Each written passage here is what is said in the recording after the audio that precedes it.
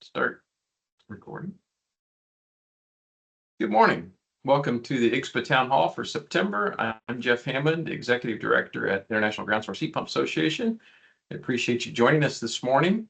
We have a little bit different setup. Normally I go through as moderator and provide some IGSHPA updates, but today the whole webinar is about updates. So we'll have a little bit different structure this morning. First off, I'd like to thank Climate Master for sponsoring this town hall. They're the manufacturer of water source and ground source heat pumps, and we appreciate their sponsorships. As we move through our slides today, as I mentioned, we won't have our normal IGSHPA updates since we'll be covering those as the main topic today. But keep in mind that all of the town halls and Dig Deepers are eligible for CEUs for your certifications. So if you would, please include your name and email in the chat or Q&A, and we'll keep track of those for you. We also have the ability to earn CEUs if you're watching this as a recording. You don't have to do anything today if you're live, but if you happen to be watching this as a recording, make sure you use this code when you send in that request for CEUs. Again, nothing if you're attending live. Also, if you would, please type your questions in the chat or in the Q&A. I have enabled your mics so that at the end of the discussion today, you can unmute if you like, but just to get started, let's use chat and Q&A. That way we keep everybody in the order that they ask the questions, and I'll be reading those as we finish up. We are recording this session, and it will be online in the next couple of days. If you go to IGSHPA.org, you'll find it under the publications menu. We have noticed that some people aren't able to use the chat. You might get a message that looks something similar to this. Click OK. If you can't use the chat, we have enabled Q&A at the top. And if all else fails, raise your hand and we'll unmute your mic and you'll be able to ask that question verbally. But hopefully you can use chat or Q&A to ask those questions. As I mentioned, the updates will be part of the presentation, so we'll go ahead and start with that presentation. I'm the speaker, so you're stuck with me for the full hour, good or bad, I guess. And again, thanks to Climate Master for that sponsorship today. Our focus today is what's happening at IGSHPA. You know, we have so much going on that sometimes we forget to update, and in some cases, we really don't have enough information to give those updates because they're still in the works. So today what I've done is put together a lot of different topics to bring members up to speed. So many of those, especially with training, we really had to get our training plan together, which takes some time, especially with the major changes we're making. And we're at a point now where we can really provide a lot of updates. I think you'll be happy with what's happening at IGSHPA. So many things, as I mentioned, are behind the scenes, and we want to share all that with you today. So a lot of you already know me, but I did start at IGSHPA in October 2021, so it's been almost exactly 3 years. And hopefully my experience in the industry is helpful. I started in 1986, so I've been around for just a little while, and thrilled to be part of International Ground Source Heat Pump Association. I think our industry has so much potential that this is a great way to work with all the stakeholders and members, and hopefully we grow this industry.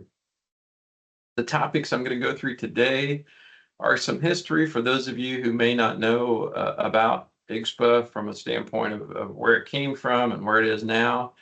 Also, I'll call out the member reports because we're in the process of creating reports as we have new information. And so a lot of what I'm talking about today, you'll be able to revisit if you have any questions. And we want to be as transparent as possible. And we appreciate all the member participation. So we have these member reports to give you the latest information. I'll spend a good part of today's webinar on training updates, talk a little bit about standards, our website, some save the date events so that you can get those on your calendar. And then we have a member, Luke Tech, who is asking about scholarships. I'd like to get your feedback on. I'm hoping the presentation takes around 35-40 minutes or so, and that'll give us plenty of time at the end for Q&A. You know, anytime we have an opportunity to have these discussions with members. It just helps the organization get better. So hopefully you'll be able to participate in that. So for those of you who aren't familiar with IGSHPA, it's been around for a long time. In fact, it was part of Oklahoma State in the very beginning. Oklahoma State University in Stillwater, Oklahoma, started doing some research on ground source heat pumps back in the 70s, in fact. And then IGSHPA was officially formed in 1987. It was part of the university at the time, but they built a great foundation for IGSHPA and were really instrumental in a lot of the early training materials, installation manuals, software, all of that way back in the late 80s. And we still use so much of that information today. So we appreciate the foundation that Oklahoma State provided for IGSHPA. Since IGSHPA was part of the university, there were some limitations. Not that there's anything wrong with that. It just happened to be that because IGSHPA was part of the university, there were some things that we couldn't do that we're able to do now as a separate nonprofit. So to bring you up to date there were discussions in 2019 timeframe about where IGSHPA needed to land. Officially, IGSHPA became a nonprofit September 18th, 2020. So about 4 years ago is when that agreement was made between Oklahoma State University and GeoExchange. Ryan Dougherty was just super helpful. In fact, it wouldn't have happened without him in making that transition from Oklahoma State to IGSHPA as an independent nonprofit. So we do own all the intellectual property, contracts, training materials, website, and all the inventory that was at Oklahoma State. Ryan was involved in appointing our first board of directors and set up all of the paperwork so that IGSHPA is now incorporated in the state of Illinois as a 501c6, which is a trade organization. Even though GeoExchange was instrumental in getting all of this work done, IGSHPA is an independent organization from GeoExchange. You'll find all the bylaws and association policies at IGSHPA.org if you're curious about how all this stuff is put together. Our headquarters now are no longer in Stillwater, Oklahoma. They're in Springfield, Illinois. And all of our staff work from our home offices. We have 3 in Springfield. I'm in Edwardsville, Illinois, which is the greater St. Louis area. We have 1 in St. Louis and 1 in Stuart, Florida, around Fort Lauderdale. So we do answer our emails and phone calls on Central Time. And we have a central number to be reached at. At that number, you see the 217 area code, or there's a voicemail box at a 1-800 number. We also have a general inquiry at info@igshpa.org. So that goes to a number of people who can take care of any general requests, or certainly you're welcome to contact any of us independently as well. To tie back into what I was talking about earlier with IGSHPA and GeoExchange, this Venn diagram hopefully gives you a pretty good feel for where IGSHPA is and where GeoExchange is when it comes to how we work together. And we do work together really closely. I talk to Ryan Dougherty just about daily. So what it ends up being is just a great collaboration between the two organizations, where GeoExchange concentrates on advocacy and IGSHPA concentrates on training and standards. So where we meet in the middle is a lot of engagement with the various stakeholders. In fact, we work together on committees, IGSHPA committees, and so forth, and promote the industry together. But it's a great relationship, and hopefully this explains a little bit about who IGSHPA is and who GeoExchange is. This is also on the website if you want to look into it in more detail. We have 7 board of directors members and 2 ex officio members who are non-voting members, Dr. Jeff Spittler from Oklahoma State University and Ryan Dougherty of GeoExchange are ex officio members. The 7 sectors that we have are architect, engineer, contractor, distributor, a ground heat exchanger installer, manufacturer, utility, and a general sector. What's really neat about the way this is set up is all of those 7 sectors stay the same. So for example, this year our distributor sector is up for election. The new person has to be from the distributor sector. In other words, we couldn't have a board member who's from a different sector, so that we don't end up with all of one type of board member. We want to keep that diversity. So each sector gets, when that position comes up, gets reelected from another person from that sector. And as I mentioned, the distributor sector is up for election this year. Each year, we have, a new board. The board members serve for 3 years, and they can serve up to 2 terms.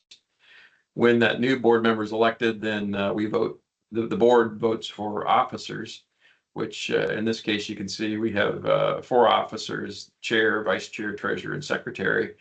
And that happens after the election each year. Those are all announced at the annual general meeting, which this year is in December, and you'll be seeing some information about that.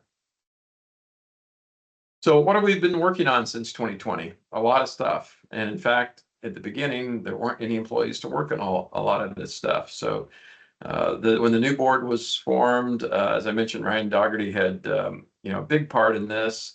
But our board of directors is very involved. We have a great board of directors. They're super passionate about the industry. And so even without any employees in 2020, the work really started. In 2021, we were able to hire some employees. Sally Stevens, our marketing manager, started in January as our first employee. I started in October. There was a lot of, as I mentioned earlier, foundation from Oklahoma State, but there were so many things that needed to be set up. So we needed to continue to build foundation with accounting software and CRM databases and so forth. So there was, that task that was taken care of early on. And we even were able to have a conference in 2021 for the first time since 2018. We partnered with National Groundwater Association in 2021 for our first conference in Nashville. Great success, got us back into the annual conference mode. We started town halls and dig deepers in 2021, and even updated the residential light commercial manual with the latest antifreeze information. So we were off to a pretty good start right off the bat. In 2022, we started restarting our committees. Those have gone great. In fact, our training committee has done a lot of work on the new training curriculum, which I'll go into in detail here shortly. In 2022, that was our second conference as an independent organization, and we doubled our attendance. That was in Las Vegas, again in coordination with National Groundwater Association.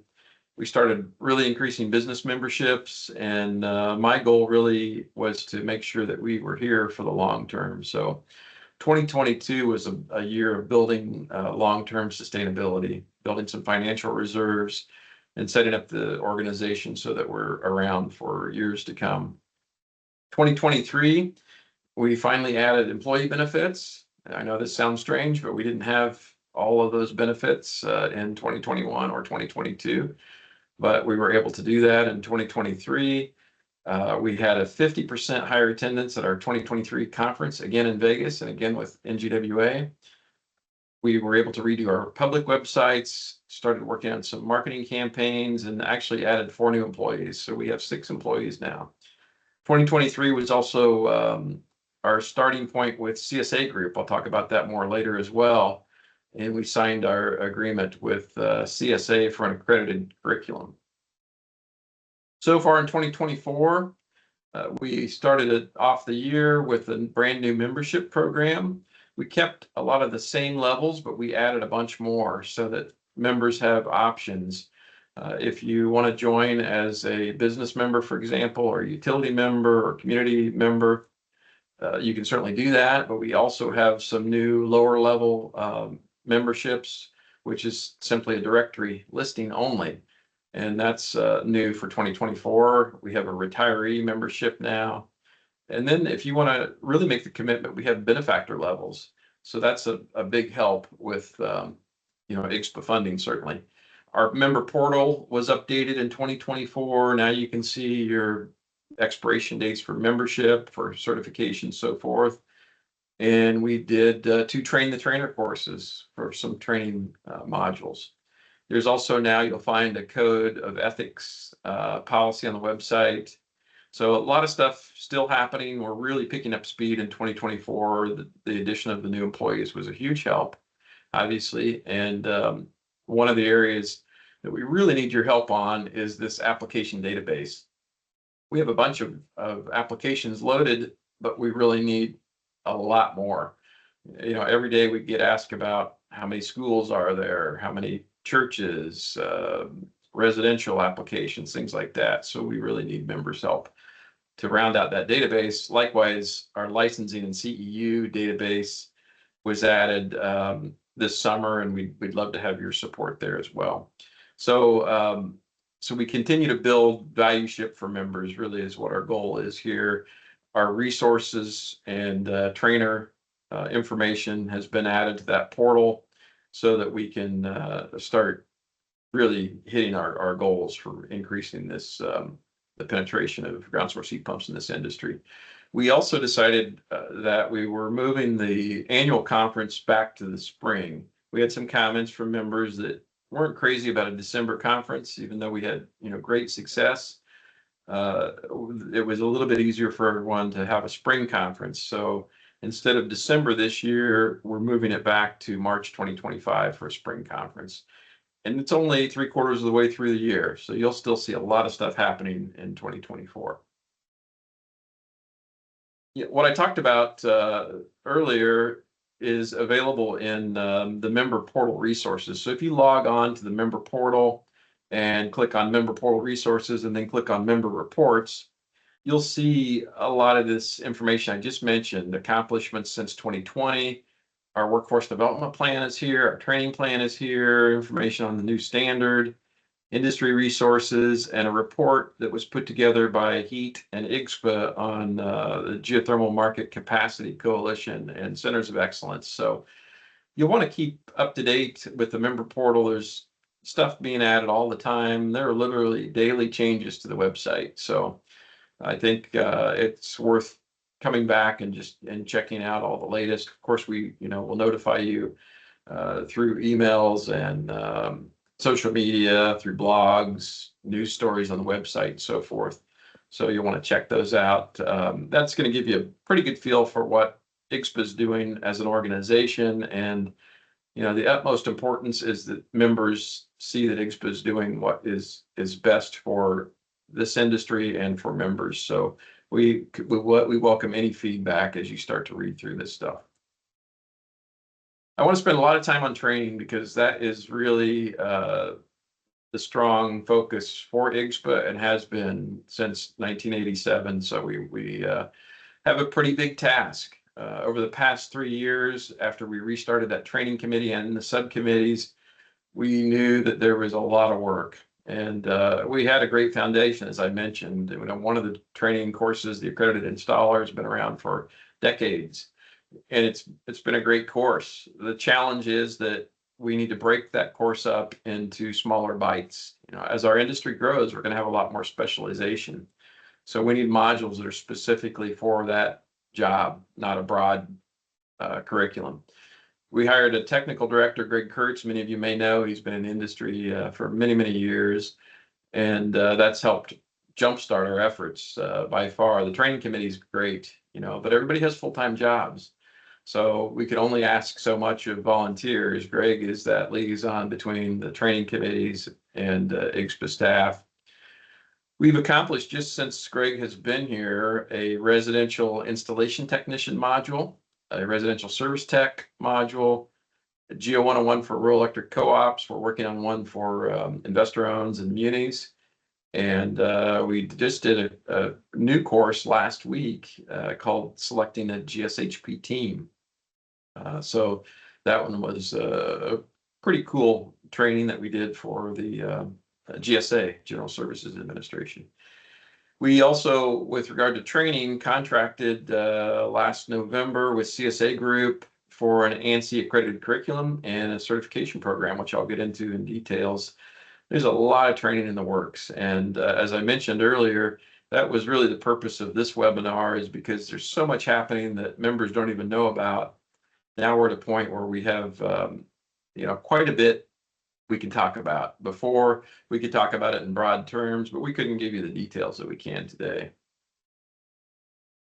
You're familiar, I'm sure, with our current courses. These were developed by Oklahoma State University, and we're still teaching the accredited installer for light residential, light commercial. We're still teaching the certified or the certified residential geothermal designer, certified geoexchange designer, and certified geothermal inspector course. Those are all, as I mentioned, more of a broad topic, so they're a little bit of a more of an overview rather than specialized, which is where we're going with the new modules.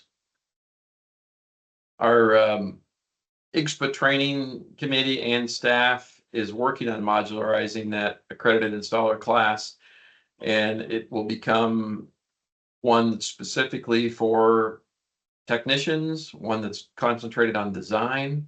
We'll have training for the outside portion of the installation, the ground heat exchanger, fusion, and we're looking at other job titles so that we know how to round that out. So we're not getting rid of the accredited installer, we're just taking it and moving it into bite-sized pieces. It won't be called accredited installer any longer, it'll be these individual modules.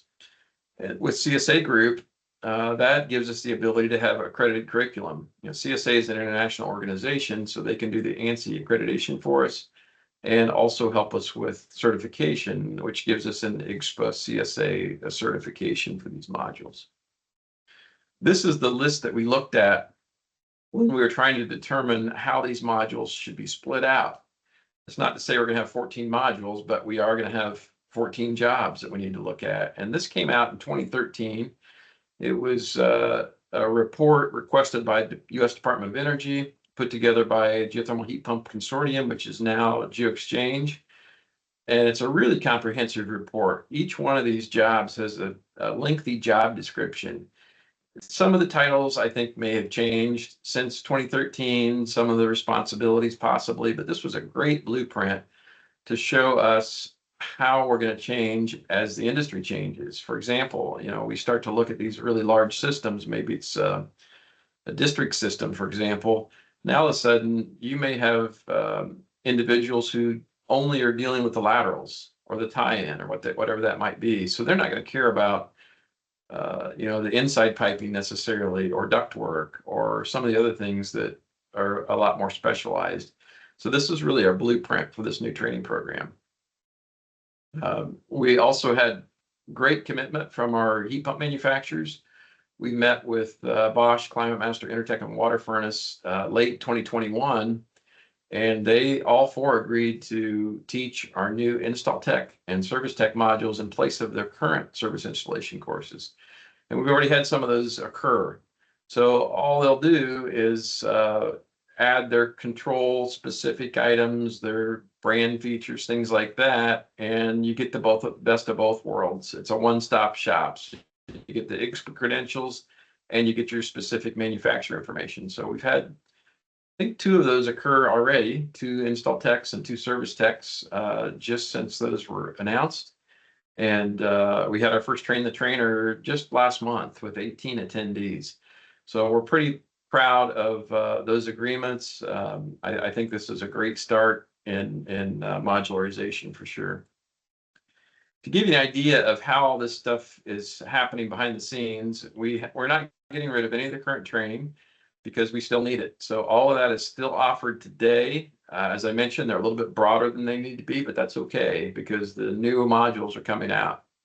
So that's our track 1 in our parallel efforts. Track 2 is the training committees and staff, and they're concentrating on these modules that right now do not include certification. They have a certificate of successful completion, and that's appropriate for a lot of these training courses. We just need the information out there. People aren't necessarily asking for certification on some of these topics.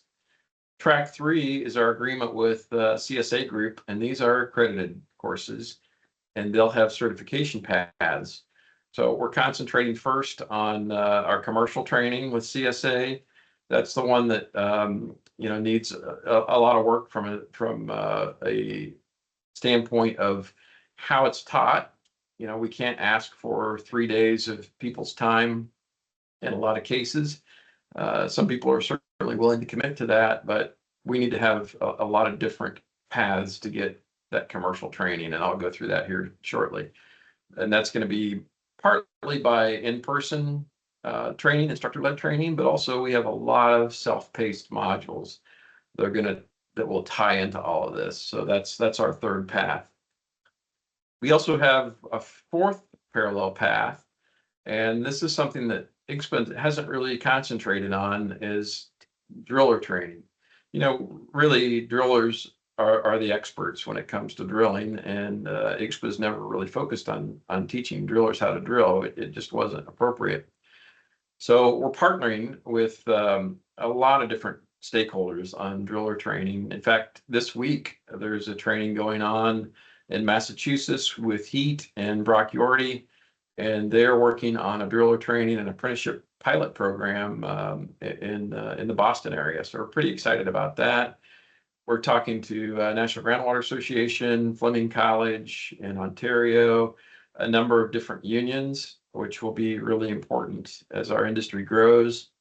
And the thought here is that there is so much already available, and through even the drill rig manufacturers have great training.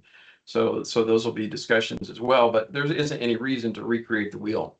So we plan to work with all the stakeholders who are doing driller training right now and finalize a plan that we can all agree on. So really there are the three tracks for updating all of the current IGSHPA training, but then this fourth track is focused on drillers. And I think that'll be a great collaboration. Why did we pick CSA? Some of you may be wondering that. Canadian Standards Association is an SDO, Standards Development Organization, and they are international. We have a great relationship with CSA, and they actually are going to be working on our ANSI accredited program, because they have the ability to do ANSI accredited curriculum, but also they have the ability to do this on a binational basis. So that's really important, that we have both US and Canadian programs, and that we have an organization we can work with that are intimately familiar with the C448 standard, which I'll get into later on. So all of our new training is based upon this binational US-Canada design and installation standard. It's the CSA ANSI IGSHPA C448 you may have heard of. If not, it's on our website. And that is really the standard that we're going to be basing everything on moving forward. So all of our training programs, certification, so forth. But long term, since CSA has offices worldwide, we hope that we can coordinate with other organizations outside of the US and Canada. And we've already started to have some of those conversations. Fortunately, IGSHPA has already contracted with CSA over the years, even when IGSHPA was part of Oklahoma State University. So we have a great relationship, and we have a contract. In fact, members get a discount on this standard because of our contract with CSA. Here is where CSA is on some of the new training programs. Really, this is just since the beginning of January. They have already developed 8 level testing and training subject areas, and amazingly have 66 testing and learning objectives detailed.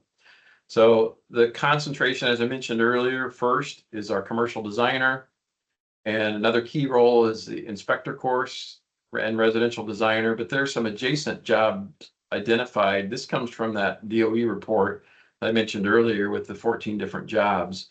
So this isn't everything, these 8 that are identified, but these are the ones that are certainly our concentration right now. And because commercial is the most complicated, that's why we're concentrating on it first. And we'll be able to reuse a whole lot of that information and training materials on other areas. So here's what we're looking at in getting there. We need a lot of self-paced training, web-based training. People just don't have the time to attend multiple days of training, and especially as we start to round these out and they become modularized, this gives us the opportunity to take these courses when it's convenient for the individuals. You can see these 14 courses here.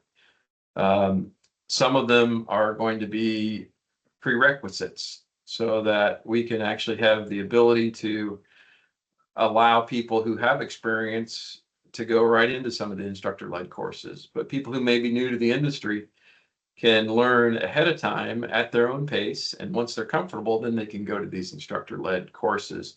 So these 7 are really more of a pre-course, but not only that, this flushing and purging, for example, that can be used in many, many different areas, not just commercial training, but inspector training, residential. It'll be a little different, obviously, for residential than commercial, but the basics are going to be the same. So these are one area we're concentrating on for self-paced, and we'll also have some post-instructor-led training. If you want to know more about what's, how to design or install or all the other topics, these will tie into some of the certification programs. And that gives everybody a really large menu of, where are you at today with regard to your expertise, and where do you want to go in the future. So we hope that this approach is really going to give us a lot of options, and it's just going to help us as the industry specializes. The instructor-led training, this is just commercial, but there'll be similar processes for residential. This comes right out of the ASHRAE design manual. The blue book is what we call it. It's the book that was written by Kavanaugh and Rafferty. And so we are going through 12 steps here, and this will concentrate on how to design a job. If you have the prerequisites, you go right here. If you don't, you go to those instructor-led courses that are self-paced. But these will be based upon having an actual job that will be designed during class. And when you leave class, you'll know how to design that system. So we're pretty excited about that. But this one is instructor-led. It could be in person, could be virtual, but it definitely needs to have interaction with an instructor. Certification will be through CSA. So you'll have an IGSHPA CSA certification. And this is going to be a little different setup as well compared to what we have today. It'll still be a test, but it's a very rigorous test that is based upon all of these modules that I just mentioned, and also will test on the interpretation and the ability to apply the binational C448 standard. So you'll have to demonstrate the minimum qualifications in order to get those certifications. It's one of those things that I think is going to help our industry to ensure that we have good quality design and installation.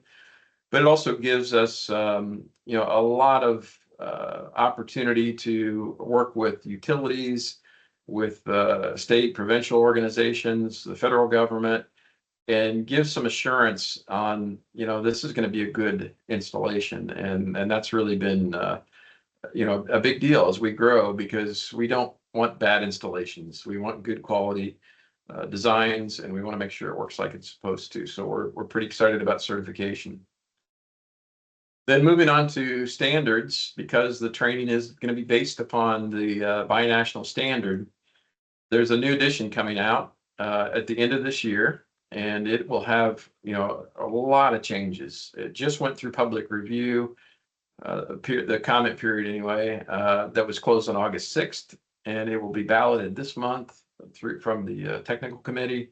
So we're still on track for publication. We still have a lot of work through CSA publishers and making sure that everything lines up appropriately.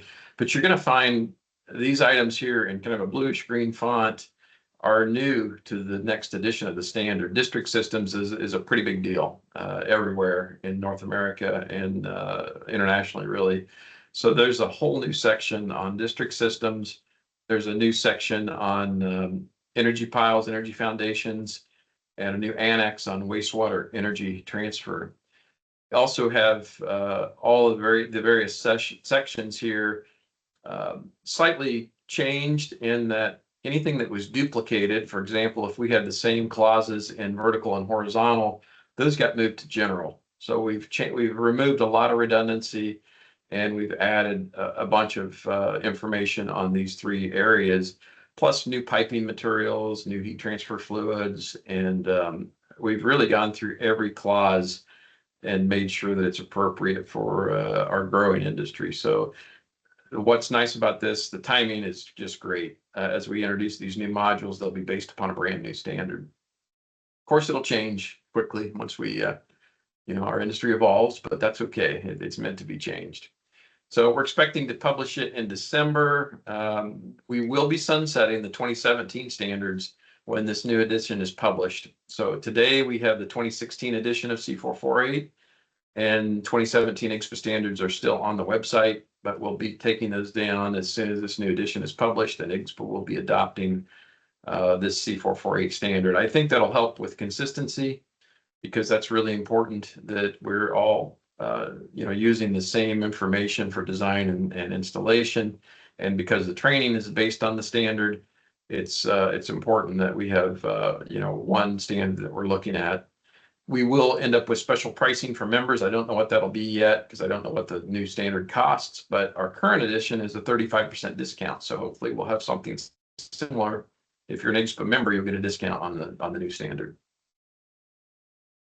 If you haven't been on the website lately, it was completely redesigned in 2023. As I mentioned earlier, it's updated daily. So check that out if you haven't been there. If you haven't been to the new portal, it was redone in April. And this allows you to check your membership status, your certifications. So now you can do a lot of stuff, after hours, and hopefully it'll be a lot more, interesting and useful for members. We also updated the business directory. We hope that you'll participate in that with the new membership programs. You can't be found if you're not listed on the directory. We get calls and emails daily looking for engineers, architects, contractors, drillers, you name it. So if you're on the directory, you're definitely going to increase your leads. You'll find blogs, and I mentioned earlier an application database and a licensing database. We really need your help on that, because we'd like to make sure that is as useful as possible for members. Quite a few save the dates here. There's a lot going on.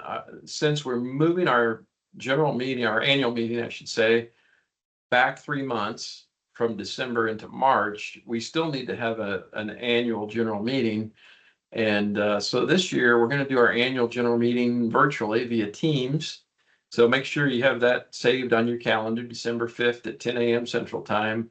You'll be receiving the invite and details on how to register for that. I believe in October is when that's scheduled to go out. But if you hold that date, December 5th at 10 a.m., you'll want to sit in on that virtual meeting. We will announce the results of the election, as well as talk about organizational updates, financials, all of the topics that you are used to from the annual general meeting and members. So it's virtual, but then, we'll have our annual conference in March.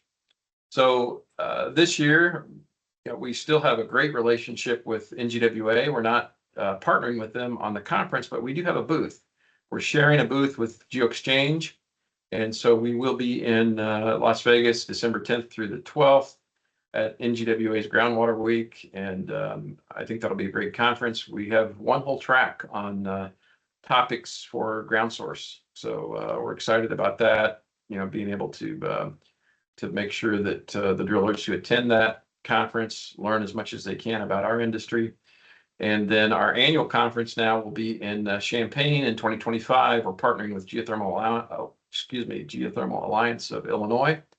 And it's at the I Hotel, which is right on campus of University of Illinois. I think it'll be a great way to connect with others in the industry. And there's even going to be some tours of U of I, as well as a research facility. So if you haven't registered for that, you'll want to do that soon, because the space is limited at the hotel. There are other hotels in the area, but if you want to just walk from your hotel room over to the convention center, we have reserved the entire convention center at the I Hotel. So that's going to be certainly the most convenient. We plan to continue our town hall webinars the second Wednesday of every month, except for December because of the interference there with the NGWA. And Dig Deeper webinars the fourth Friday of every month, except for November, Thanksgiving, and December, Christmas. So those are great ways to make sure that you have those on your calendar. Just do a recurring event, second Wednesday of every month, fourth Friday of every month, and then watch for emails and social media posts so you can get those registrations. We just decided on our 2026 annual conference. It's going to be in St. Charles, Missouri at the Ameristar Casino. So that's the greater St. Louis area. It's only about 10 minutes from the St. Louis airport. And that's April 14th through the 16th. So you'll want to get that on your calendar as well. The 2026 IGSHPA Research Conference hasn't been decided just yet, but the research committee met last week and it's narrowed down to 2 locations. As soon as we know what that location will be, we will provide an update. But now that's happening every other year, the research conference. One last slide before we get to Q&A. I would like to get your thoughts on this. Loop Tech was our diamond sponsor at the 2023 conference. They are just an incredible supporter of IGSHPA and the industry. And Mike Toll had suggested that IGSHPA provide a scholarship for opportunity for students entering the industry. I think it's a great idea. And I guess we need your feedback at this point on, is that something you'd be willing to contribute to? IGSHPA does not have the funds to do that on its own, but if it's something you're interested in and you'd like to contribute, I'd love to hear from you with any kind of comments, recommendations, how this might be set up. And we'll be happy to coordinate it and set up the fund. But we do need member participation for this. So if you would, just send me an email, jeff@igshpa.org, and let me know your thoughts on it. I've already received one email from a really helpful suggestion, and so hopefully we get some more feedback on that, and this is something that we can accomplish. So I have talked for way too long. I'm going to stop sharing my screen and start taking a look at our Q&A in the Teams chat and see what we have here. Right, so bear with me while I scroll back here. We've already got a lot of activity, which is great. All right, so Jackie has a question here on the accredited installer course. Just to clarify, will the accredited installer course continue to be taught for the foreseeable future, especially given a few states' reliance on it as an eligibility marker for certain incentives, rebates, or licenses? Are there concrete plans to phase it out on a specific time frame? That's a great question, Jackie. Thank you. Yeah, we are not going to stop accredited installer training anytime soon. As you mentioned, it's required in some states. I have a monthly meeting with NYSERDA because that's a really important partner with IGSHPA and with New York utilities requiring accredited installer to get the incentives. We certainly don't want to to make any changes that aren't going to work for those states who do require it. Now, in our discussions with NYSERDA, they really like this modularization process, and so I think we'll come up with a matrix of some sort. This is going to be the requirement based upon your job in that particular application, and so we will still have some requirements. It might not be accredited installer long term, but we'll work with those states and provinces that have those requirements and make sure that they're comfortable with it. We won't get rid of accredited installer until everybody's completely comfortable with it. Jackie has a comment here. I'm very excited to see the driller training coming. That's very sorely needed to increase the number of qualified drillers. So thank you, Jackie, for that comment. And another comment from Jackie, Kavanaugh Rafferty book is excellent. Highly recommended for anyone reading chat. It stays on my desktop, so I completely agree with that. I love the pump watts chart that gives you grade A through F. I probably use that more than anything else. Arlene has a comment here. 3 cheers for Jeff and the IGSHPA team for making such major improvements to the provision of information on the IGSHPA website. Thank you, Arlene, for those comments. Let's see here. Lance has a comment. IGSHPA is doing an amazing job on many fronts at once. What can everyone on this webinar do to help IGSHPA? Thank you, Lance. Certainly joining as a member would be my request, because that membership provides funding that continues our great efforts. Terry has a question. Thanks for the update. Thank you for leadership. IGSHPA is going in the right direction. Finally, question, is current membership and training revenue making IGSHPA self-sustaining, or is that still in progress? Thank you, Terry, for asking that question. We are self-sustaining at the moment. We do have some grants that are helping out with that. If we had, for example, I'm just going to pick on contractors here. There are about 110,000 HVAC contractors in the US and about 10,000 in Canada. If we only had 3% of those contractors on our directory, and I'm just talking the business directory only listing, not a full membership, we would have the revenue that we had in all of 2023 for conference, training, and membership. So that's really important, I think, for our industry. If we're going to join together and work on growing this industry, we do need membership, and that would put us in a position where we would be able to grow, and we wouldn't be as dependent on some of these grants and funding, which I certainly appreciate. We couldn't do what we are doing today without those, but that would make a huge difference. So I appreciate you mentioning that, Terry, because that is a pretty big deal. Jackie makes a comment. Yes, I love the pump watts grading system as well. Thank you. Ruben has a comment and a question. Driller certifications and standards face numerous regional jurisdictional requirements related to groundwater environmental regs. It's probably more of a patchwork and hurdle than designer or engineering requirements. What are your thoughts on navigating that? Yeah, thanks, Ruben, for that question. One of the exciting things about this new standard that's coming out at the end of the year is that there's a brand new section. We've had a groundwater section for years in the standard, but this one is almost completely redone. And also a lot of changes to the standing column well section. So really navigating that, I think, is us focusing on making sure we're consistent. That's why we're really, really excited about the binational standard and why we're sunsetting the IGSHPA standards when this new one comes out. That's just going to help us all when we're talking to code inspectors, anybody in those local jurisdictions, politicians, local managers, things like that, is to be consistent with one voice there. Jack has a comment here. I would urge any member who wants to have a very inexpensive marketing tool that they should be in the business directory. Thank you, Jack. It's about as cheap as it gets. I know nobody probably remembers the Yellow Pages, but I don't think you can get a Yellow Pages ad for a $200 directory listing. Victor wants to know, when is the new training expected to launch? After the C440 publication this December. Yeah, so we are actually going to announce the commercial training at New York Geo in October next month. Lisa Malin is going to do an update on what that commercial training looks like.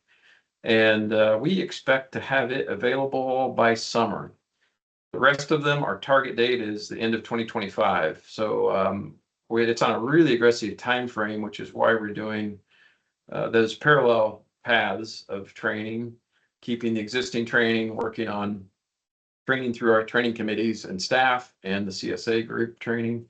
So we already have, for the residential side, our residential installer, our residential service tech. We're just about finished with the residential designer. And those are through committees, of course. And then the commercial training focus, that is going to be something that is later in 2025. So great question there. Donna wants to know, can you send me out an email detailing just the business membership that I can share in our contractor emails and our associations? Yes, Donna, we certainly can. It's also on the website. If you go to igshpa.org/membership, and we have brochures that are available as well. I'm not sure with my background, that kind of makes it a little hard to show this, but there is a brochure available. If you want to talk with Sally in marketing, we can get brochures available as well.